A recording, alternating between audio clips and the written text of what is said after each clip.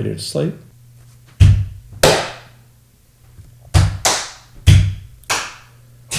You're just making it hard for it to sync. Because the differences are different. The distances are different. Your differences are different. I hope so.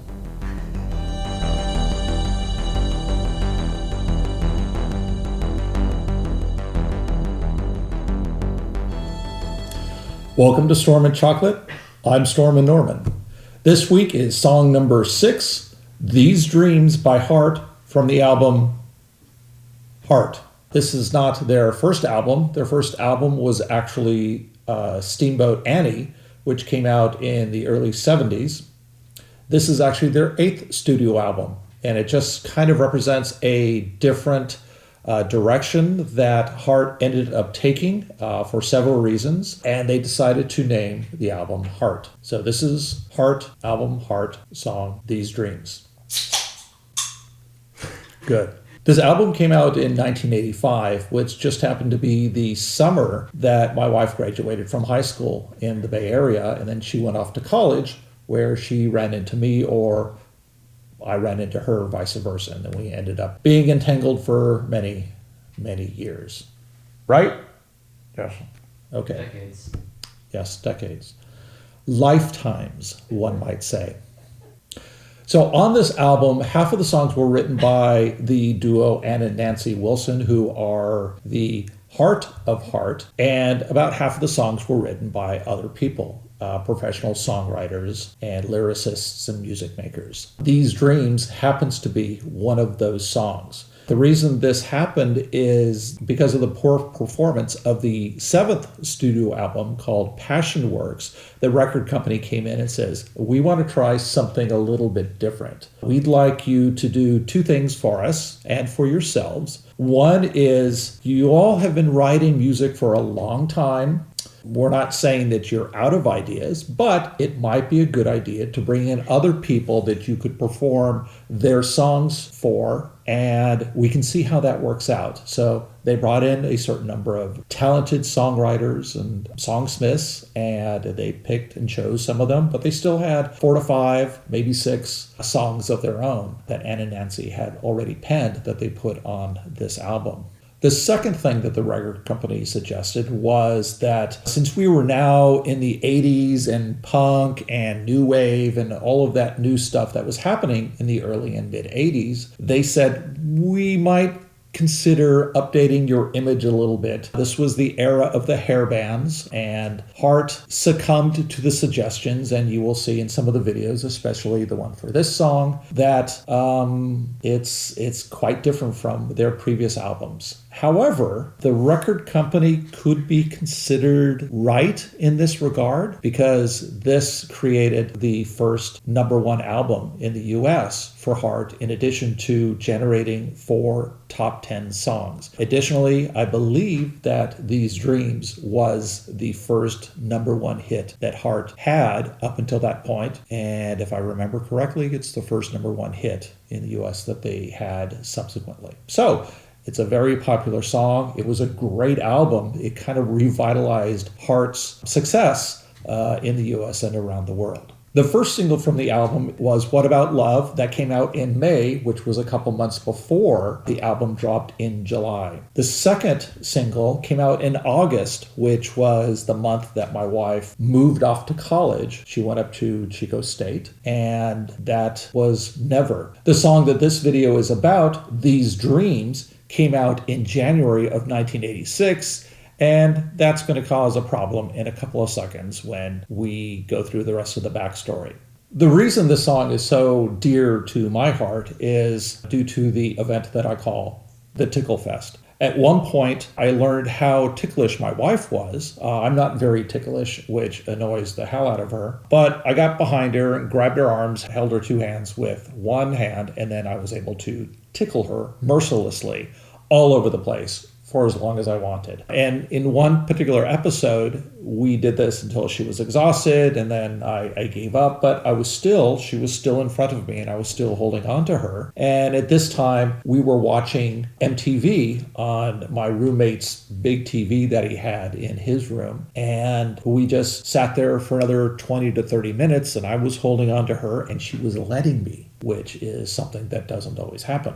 So at some point during that respite, that 20 to 30 minutes, or it could have been longer, I remember that these dreams, that video came on, and I just kind of incorporated that into the whole event. And as I was falling in love with my wife, and my wife was becoming amenable to my advances, this song kind of cemented that deal. It was kind of like the bellwether that tied everything together. Unfortunately, as I mentioned earlier, this song did not come out until about 4 or 5 months after this particular event took place. So while my memory is faulty, I prefer to remember it the way that I remember it rather than the way it really happened. It probably happened in January at some time. Maybe it happened in February. I don't care. I love this song anyway. So as far as I know, only she and I were aware of this, and we hadn't really talked about it, why the song means so much to me, until about 4 or 5 years ago, at the tail end of the pandemic, say. And she didn't really remember it that way, probably because all of those tickle fests were traumatic, and she just subsumed them into, oblivion in her memory. Whereas this particular one, I remember because it was so significant to me. And I think when we talked about it, my wife and I, that I seem to remember Chocolate was present at the time. I don't know if he was or if he wasn't, but that was kind of my introduction to him of why that song, which I think might have been playing in the house, is so important to me. There's a lot of times that I explain to him outside of this video series why I like particular songs. I go, here's what I like about this. Listen to this organ on Foreplay. Listen to it on Hitch a Ride. Listen to this saxophone, in this particular song. Or, like this particular song, there was a place and a time of why this song really meant a lot to me. So I recall talking about this in front of everybody at the time, and now you are being, what is the word? Into this family.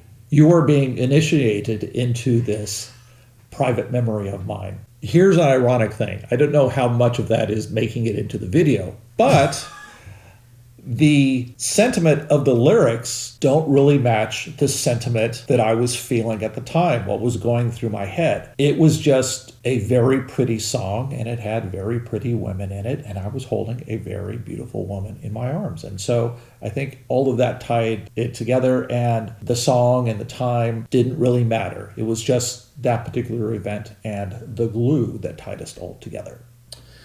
The song has an AAB A-B structure, which is significant because the music video omits the second A. It only goes A-B, A-B, A-B. They call that the single version. So it shaves about 20 seconds or so off the length of the song, and that doesn't seem significant, but it reduced the song from about 3 3/4 minutes to a little over 4 minutes, 4 minutes 7, 4 minutes 10, something like that. So it wasn't significant, but the version that a lot of people became aware of and got used to didn't have that second stanza before the first chorus. I didn't buy the album immediately in the 80s. I had more priorities. I still had 23 more Tangerine Dream albums to get. And, these songs were on the radio, they were on MTV, so we could hear them all the time.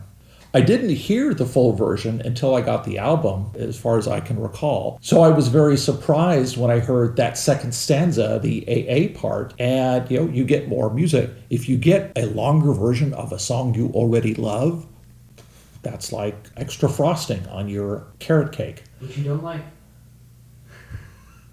The lyrics in the song are kind of ephemeral. There's no overall tying of the meaning of the lyrics to the overall arc of the song. They just kind of set the mood like you're filming a movie, and before you have direction and dialogue, you actually want to come up with the setting and the mood that you're going to portray. So each of the lines in the song are setting a mood, and then you set another mood, and then you have another mood, and another setting and another mood. And then you get to the chorus, and the chorus is kind of, all that stuff that I talked about? This is kind of what it means, or kind of how I'm coming up with it. And then let's go talk about more things that aren't really tied together. They're very nice. The vocals are very dreamy, but they're very hard to come up with interpretations of what's going on. Like the first song, ETI, that we talked about, you could immediately, at least for me, zero in on kind of what they're talking about, come up with an interpretation that works, but these, not so much. For example, here's the first stanza. Spare a little candle, save some light for me. Figures up ahead, moving in the trees. So like I said, this is kind of like writing a script. You may be talking about different dreams at different times, not happening at the same time. Well, I may be injecting the dreams that I have, which are very much like movies and make a lot of sense going from here to there. Rarely do my dreams not make sense, not continue fluidly from one point to another. They're very cinematic, but the lines in this song don't really do that. I can't force them to be continuous from one line in each stanza to any other line in this song. That said, all of the lines are kind of similar, being all ephemeral, and they're wonderful. They're kind of thought experiences that you might have in a class of film appreciation or poetry appreciation or something like that, where, okay, here's 4 lines up here. What do they mean to you? What do they invoke? Can you draw a sequence from line A to line D, something that means something to you? And I can't, not really, but that's just me. So like I said a second ago, only the chorus really resonates. And it's just the first 2 lines are what the song is all about. And here's what the chorus sounds like. These dreams go on when I close my eyes. Every second of the night, I live another life. So this is my life. I dream every night. And for a long time, I could remember my dreams when I woke up. I tried to get a little tape recorder, so as soon as I woke up, I would record exactly what my dreams were, and then I could write them down, and I'd have them for a long time. That never panned out because it turns out I'm kind of a workaholic, and as soon as I got up, I was hitting the road 103 miles an hour, trying to get to my job and get stuff done. But I was able to relay them. I would often tell my wife about my dream, and I would frame it as if it was a movie or a TV show that I had watched that she wasn't a party to. And I would certainly bury the lead until the end of this description, and that's when she figured out and asked me, was this a dream you had? And I was, yeah, absolutely, it's a dream that I had. So that was a lot of fun, and that happened a lot because I'm dreaming every night. Now in late 2024, and for the past 6 months or so, I'm dreaming a lot.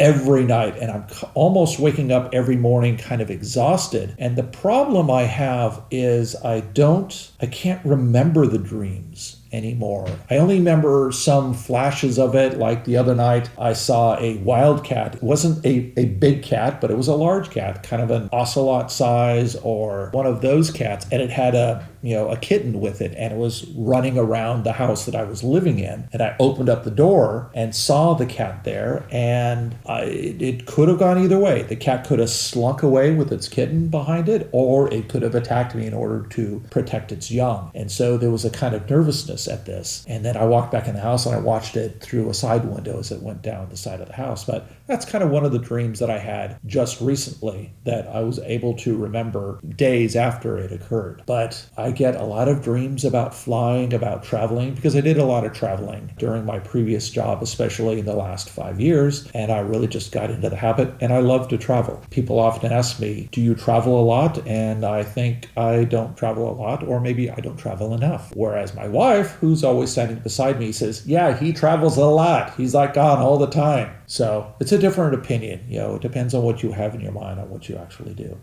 So this was an unusual song from the majority of the previous Heart songs, where Nancy Wilson sang lead, whereas typically Anne sang lead. Anne is the great power ballad singing lead singer, of the group. However, for whatever reason, Nancy sang this song and it fits perfectly. I don't recall any other Heart song or any Heart single, the released ones, the ones you hear on the radio, where Nancy sang lead. She does sing backup. She does sing, duets with her sister. But this time she sang lead and it was very, very nice. I like it for several reasons. It's soft and it's in a key that I can sing along with, even if I do have to go into falsetto at sometimes, but that's fun. As I've mentioned before on this channel, there are several songs that I like because I can sing along to it.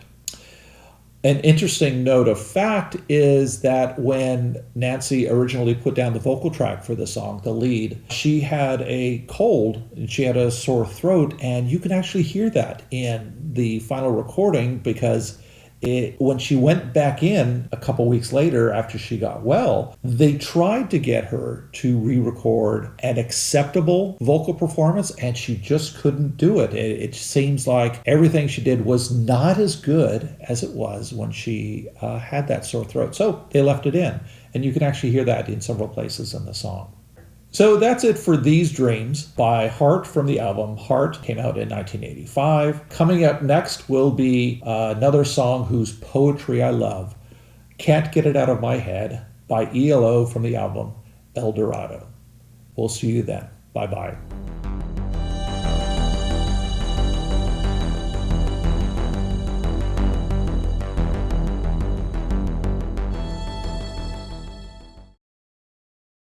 Wait, who's ELO? Who is ELO?